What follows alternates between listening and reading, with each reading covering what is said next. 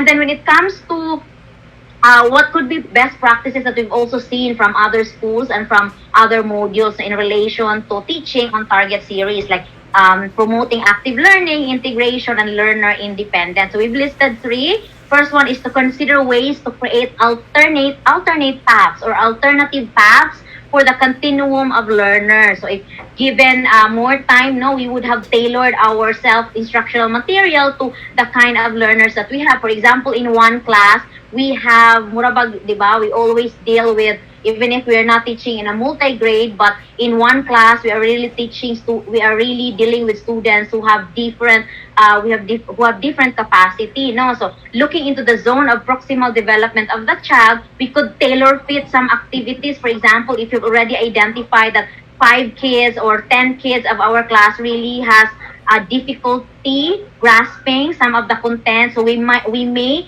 tailor fit some of the activities for these kids alone, just like when we do differentiation, no? When we had face to face, that we see that there are actually 15 students who have difficulty, no? So we ask the 15 students to remain in class and we do intervention, no? So if we could provide like an specific materials, no, for those who really need more guidance, no? Kaya atong gibuhat man gud is that kurida siya, no, everything will receive the same SIM or the same SLM. So maybe soon, when we are very good at creating SLM and SIM and we have time, we can do this. We can provide alternate paths. Or if not creating a new SIM, we can actually in the activities alone, no, we can already give students options like choose, or we can say that choose which among the activities would you like, or choose 2 activities that you would like to answer,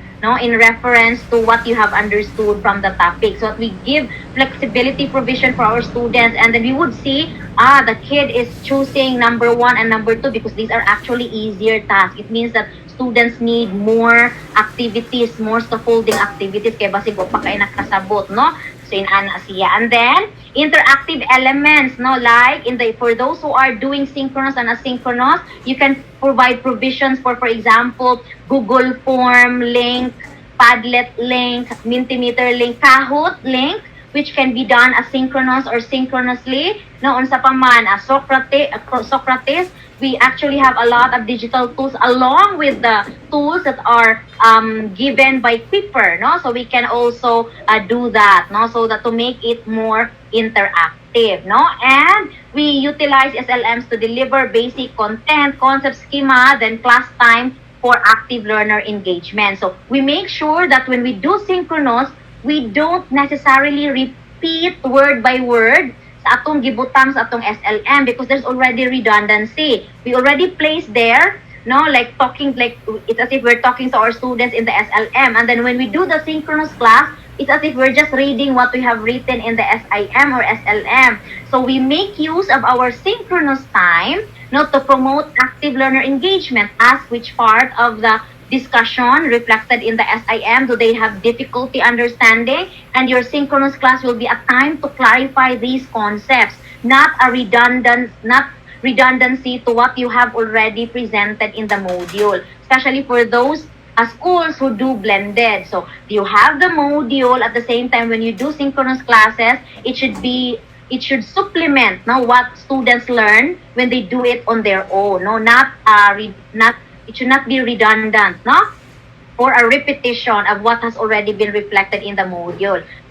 Instead, it should be like reinforcing what you have placed there in the module, and also catering to students' questions and clarifications during your synchronous classes because they can trace this when they do independent learning. So ang kanang synchronous time nimo 1 hour, for example, per subject. That's very critical because students, you have to make sure that students raise their concerns and some clarifications regarding the SIM or the content which they have answered in the SIM. Okay, so when we talk about evaluation, because a while ago Ma'am Kathy also talked about evaluation, and yesterday we have highlighted the importance of evaluating our module because again, di ba, we have already talked about it, that it's really a good practice if if someone will also look at our module. So considering when we talk about someone, the main users of our module are not our co-teachers but our students. So it would really be better for us to also give a module evaluation questionnaire to our students at the end of our module package. So for module 1, module 2, the entire package at the end of the entire subject with 4 modules, for example, or 5 modules equivalent to 5 chapters or 5 units, then at the end, we will provide module evaluation questionnaire. Well, the students